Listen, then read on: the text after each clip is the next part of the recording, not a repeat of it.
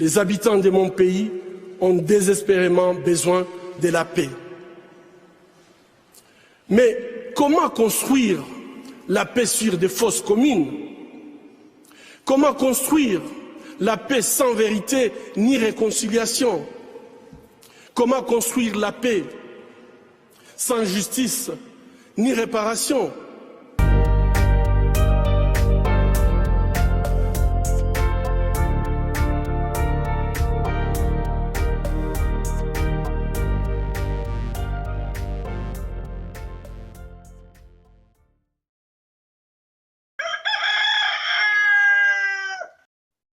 Mesdames et messieurs, bonjour. Vous suivez la voix des Grands Lacs, la voix des peuples de la région d'Afrique des Grands Lacs, la voix des sans-voix et de tous ceux qui souffrent de la tyrannie et des violences impunies qui sévissent dans cette région depuis une vingtaine d'années, voire depuis 3 décennies. Ce matin, dans la rubrique « Lu pour vous » ou tout simplement revue de la presse de l'Afrique des Grands Lacs, j'ai le plaisir de vous présenter un article publié par 2 Congolais, des jeunes de la société civile congolaise de l'Est du Congo. Il s'agit de Bienvenue Matumo et Stewart Muhindo. Ils ont publié leur article dans le réseau international du 26 janvier 2022, c'est-à-dire il y a 24 heures. Et l'article est intitulé « Rwanda, : déstabiliser le Congo pour mieux le piller ». Je vais lire cet article intégralement et puis dans la suite, je ferai mon propre commentaire parce que je considère que cet article est assez complet, qu'il est objectif et qu'il met le doigt là où il faut. Le pillage du Congo pour servir des intérêts de déstabilisation mis en place par certains pays voisins de la RDC. Je commence la lecture de l'article. Le Rwanda est souvent affiché comme un modèle de développement pour l'Afrique.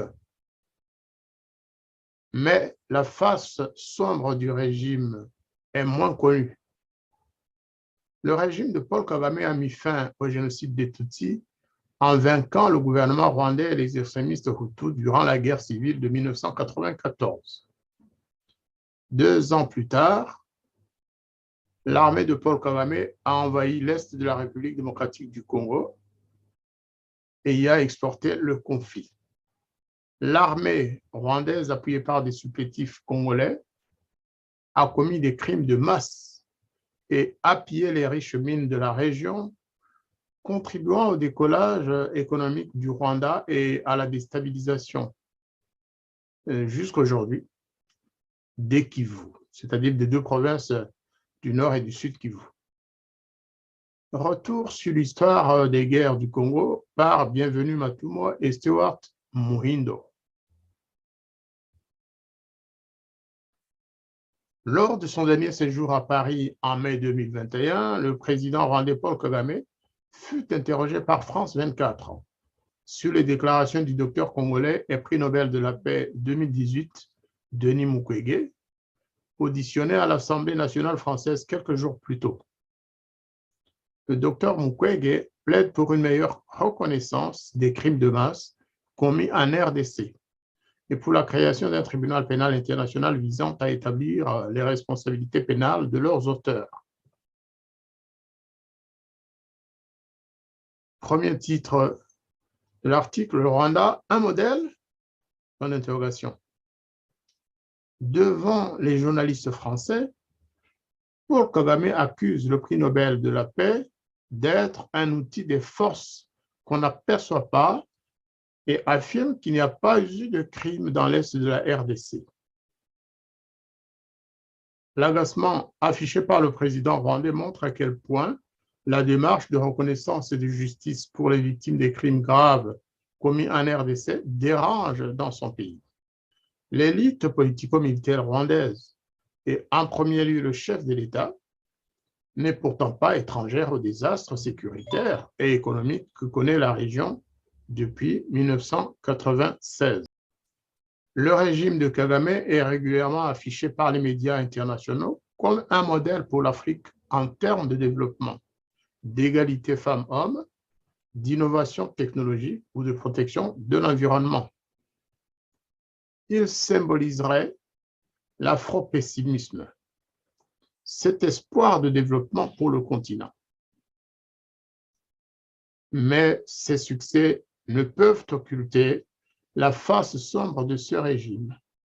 Celui-ci tire pleinement profit de la déliquescence de l'État congolais et de l'état de guerre permanente qui frappe l'Est de la RDC depuis 25 ans.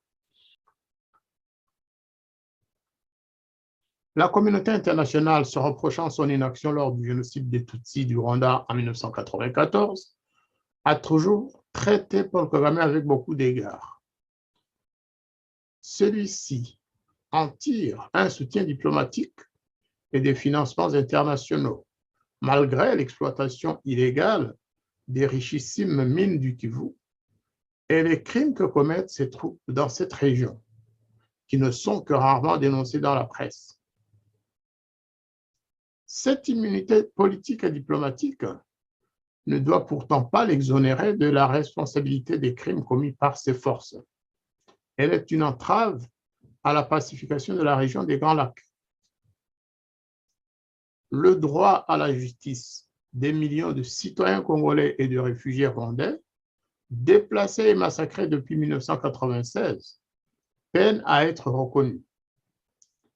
L'accès à ce droit devrait pourtant leur être facilité après la publication du rapport Duclerc et du rapport Muse, reconnaissant le rôle de la France dans le génocide des Tutsis au Rwanda. Ces deux événements sont intimement liés. La guerre civile rwandaise et le génocide des Tutsis sont le point de départ des conflits qui frappent encore aujourd'hui l'Est de la RDC. Fermer les yeux sur ces pillages et ces crimes revient à consacrer l'impunité de leurs auteurs et à accepter leur perpétuation. Seule la justice transitionnelle peut aboutir à la réconciliation et au retour de la paix dans la région.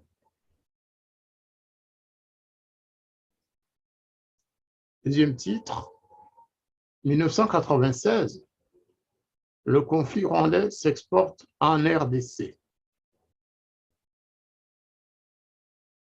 Et l'article continue.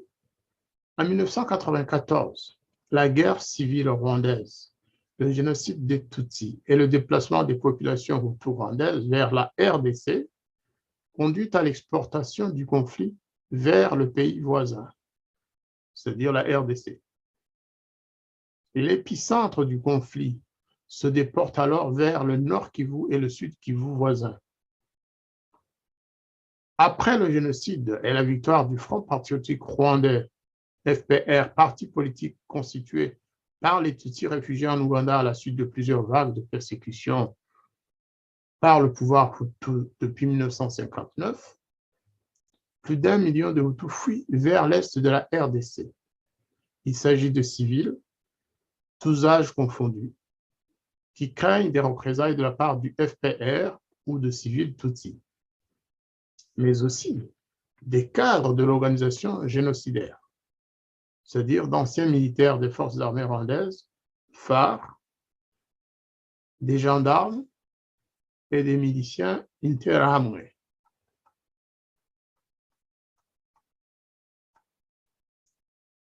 Ces différentes forces prennent rapidement le contrôle des camps de réfugiés situés à proximité des villes de Goma et de Bukavu pour se réorganiser dans le but de réenvahir le Rwanda, renverser le FPR et finir le travail, c'est-à-dire exterminer les survivants Tutsis.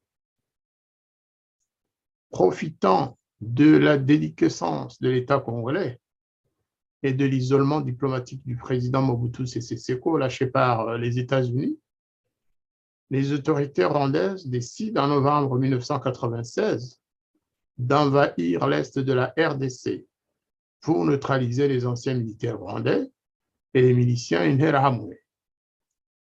C'est le début de la première guerre du Congo.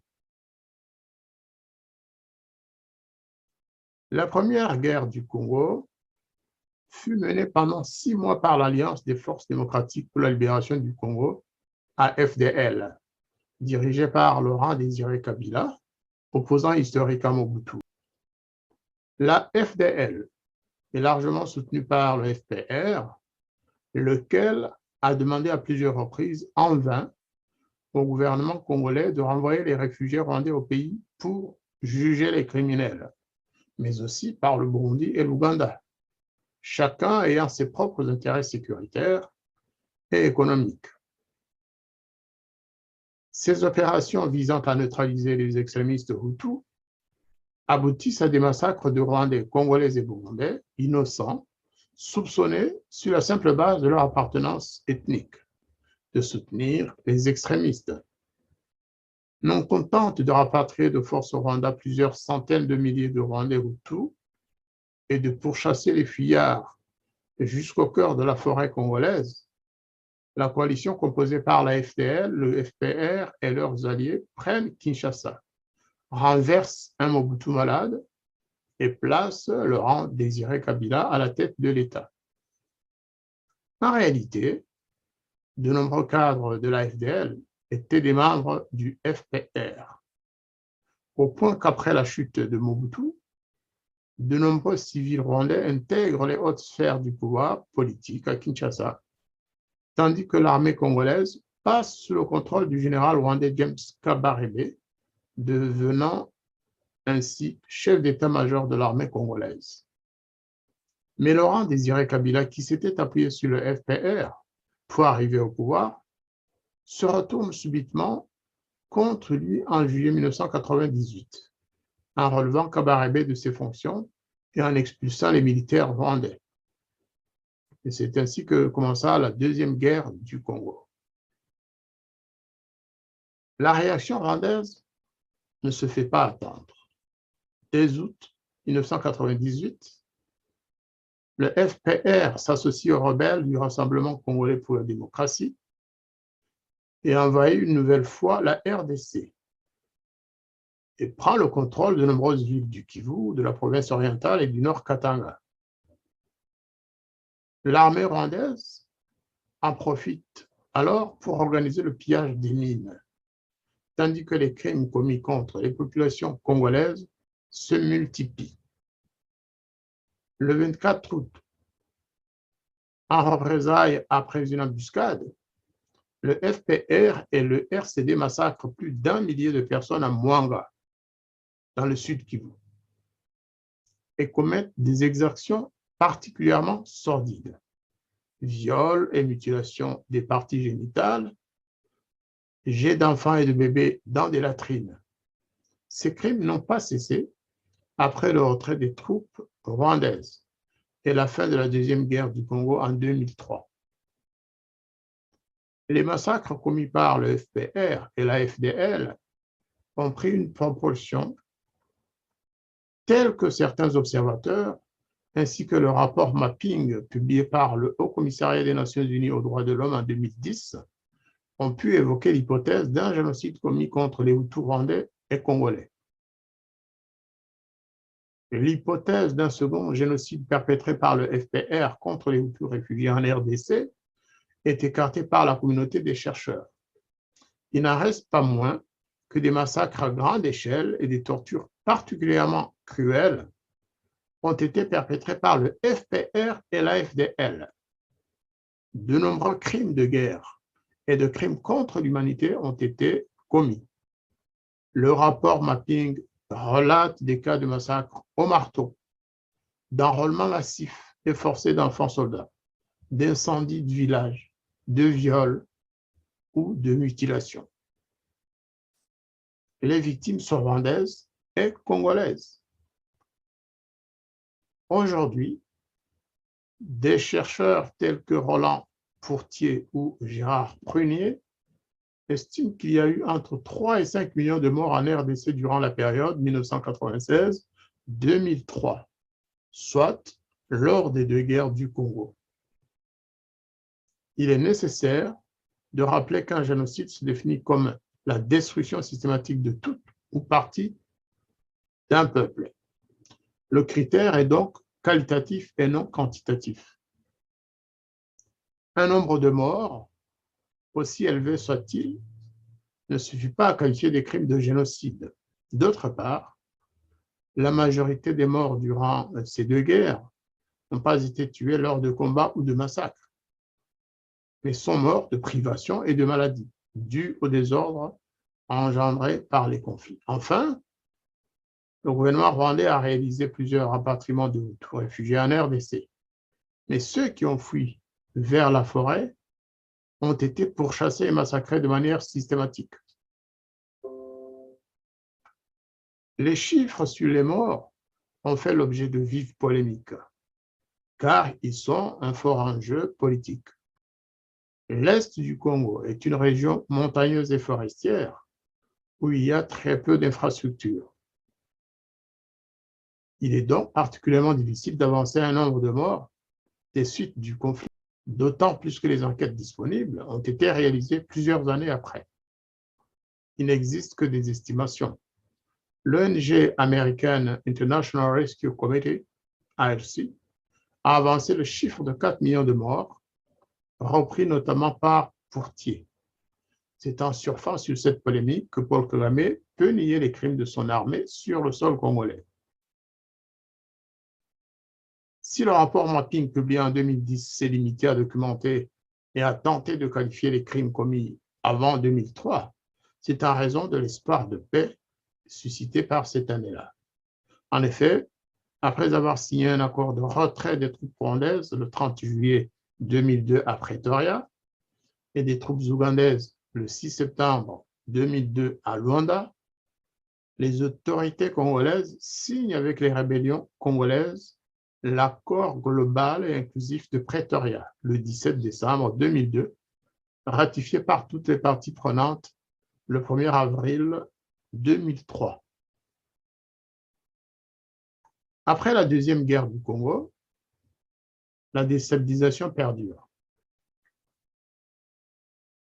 La mise en place officielle le 30 juin 2003 des institutions de transition regroupant tous les belligérants devait signer la fin des hostilités et le lancement du processus de démocratisation.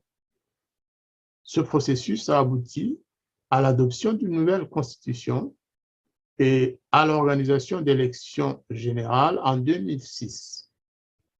Les différents groupes armés rebelles, comme le RCD et le MLC, se constituent alors en partis politiques et leurs troupes sont intégrées aux forces armées congolaises, ce qui fut une réussite relative du processus de démocratisation. Les incursions rwandaises directes ou par milices interposées n'ont pas cessé pour autant.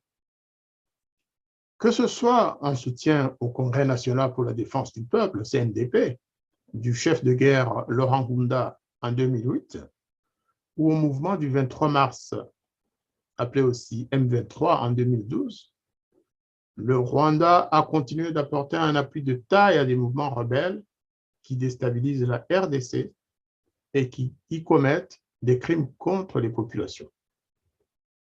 Alors que le gouvernement rwandais s'était engagé à Nairobi le 9 novembre 2007 à prendre toutes les mesures nécessaires pour sécuriser sa frontière, empêcher l'entrée ou la sortie de membres de tout groupe armé et empêcher que toute forme de soutien militaire, matériel ou humain soit fournie à aucun groupe armé en RDC, il a activement participé au recrutement de soldats, dont des enfants, à la fourniture de matériel militaire et a envoyé des officiers et des unités des forces de défense rwandaises, RDF, en RDC, selon un rapport du groupe d'experts des Nations Unies sur la RDC et un rapport de Human Rights Watch.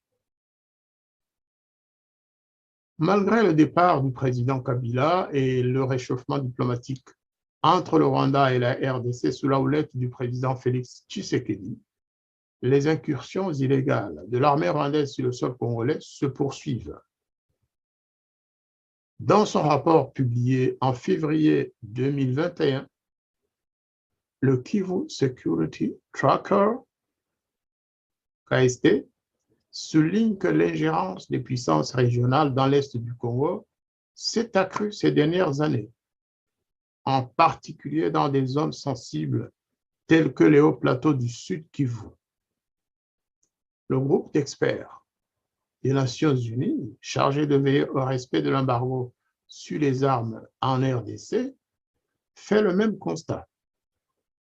Dans son rapport publié en 2020, il prouve la présence active de l'armée rwandaise dans les territoires de Nyiragongo, Masisi et Rutshuru, province du Nord Kivu, entre fin 2019 et octobre 2020, malgré les dénégations de Kagame.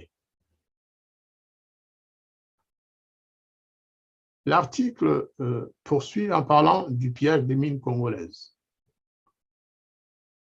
Le pillage des mines congolaises.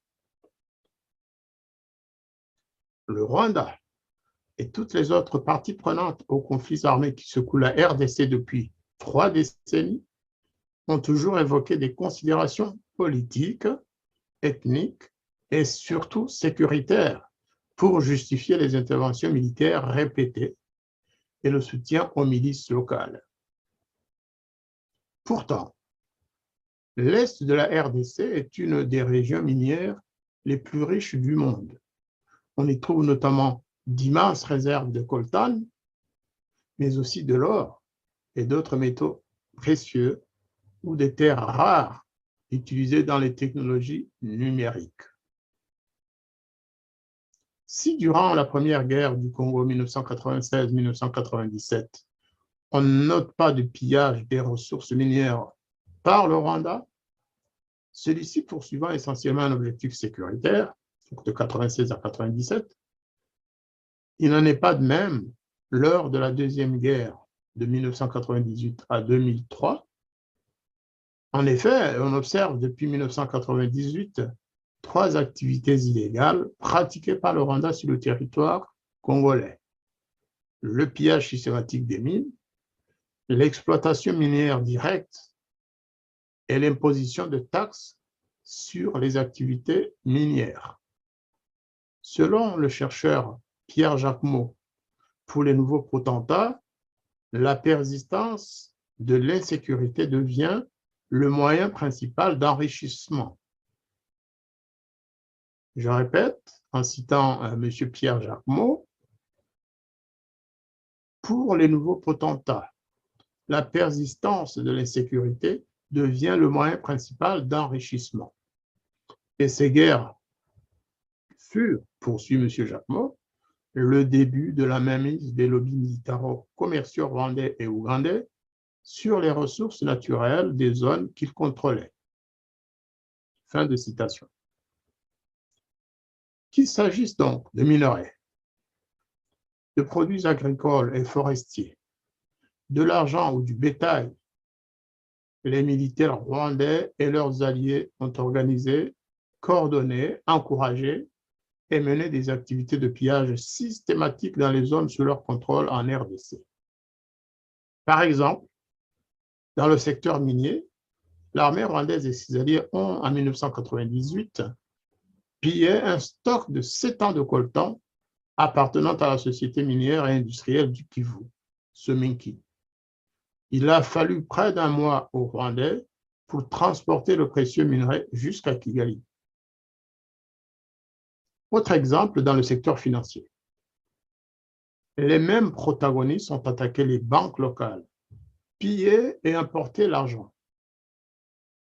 En 1999, l'équivalent de 1 à 8 millions de dollars ont été volés à la banque de Kisangani, amenés sous escorte militaire à l'hôtel Palma Beach de la même ville, avant d'être acheminés par avion à Kigali en passant par Goma. Au-delà des pillages, l'armée rwandaise s'est livrée à l'exploitation directe des ressources minières sur le territoire congolais qu'elle contrôlait. L'extraction des ressources naturelles était tellement intense que le Rwanda importait de la main-d'œuvre. Il utilisait des prisonniers rwandais pour extraire le coltan. Et en contrepartie, il leur octroyait une réduction de peine ou un versement d'argent. En mars 2001, ils étaient plus de 1500 prisonniers rwandais à extraire le coltan à Numbi, territoire de Kalehe, sous la surveillance des forces rwandaises. L'importance de la main-d'œuvre employée donne une idée de la quantité de minerais extraits et volés.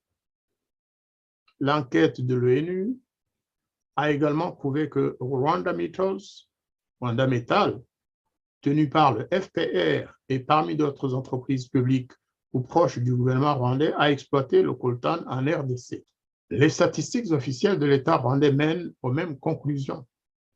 Le Rwanda produisait 54 tonnes de coltan en 1995, soit avant les incursions de son armée. En 1999, la production passe à 224 tonnes.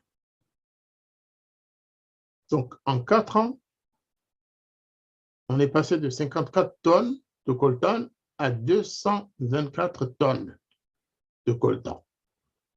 Même chose pour la cassitérite.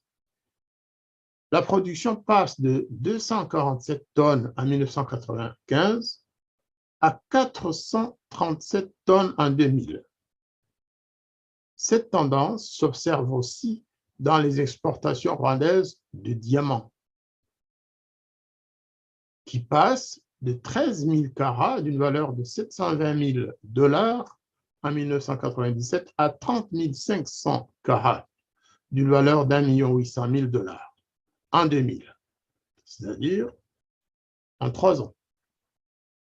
Ceci alors que le Rwanda ne possède pas de gisement significatif de ces minerais. Cette exploitation illégale s'est poursuivie même après le retrait officiel des troupes rwandaises en 2003. En plus de l'extraction illégale par les groupes armés soutenus par le Rwanda, notamment le CNDP et le M23, un réseau de contrebande de minerais congolais a proliféré au profit du Rwanda et au mépris du devoir de diligence et de traçabilité imposé par la loi Dodd-Frank américaine. La Conférence internationale sur la région des Grands Lacs, CIRGL, l'Organisation de coopération et de développement économique OCDE et l'Union européenne. L'agence ECOFIN signale même que le Rwanda est devenu entre 2013 et 2014 le premier exportateur mondial de coltan. Ces exportations, à quoi s'ajoute la perception de taxes et d'impôts transitant via les rebelles du RCD Goma, ont fortement contribué à l'essor économique du Rwanda. Le régime de Paul Kagame a su adapter sa politique étrangère et sa stratégie d'exploitation du Congo oriental face à ses homologues successifs, de Laurent Désiré Kabila à Félix Tshisekedi, en passant par Joseph Kabila. En témoignent les accords signés en juin 2021 sur l'or. Kagame a su profiter de la volonté du président Tshisekedi de renouer ses relations avec lui pour réguler ce secteur et aboutir à ce que l'or congolais soit transformé dans une fonderie rwandaise. Ainsi, la prédation pourra perdurer légalement. Fin de l'article.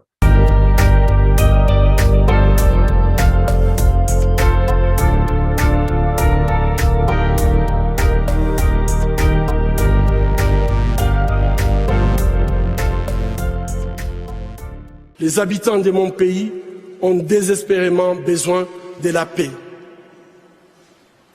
Mais comment construire la paix sur des fausses communes? Comment construire la paix sans vérité ni réconciliation? Comment construire la paix sans justice ni réparation?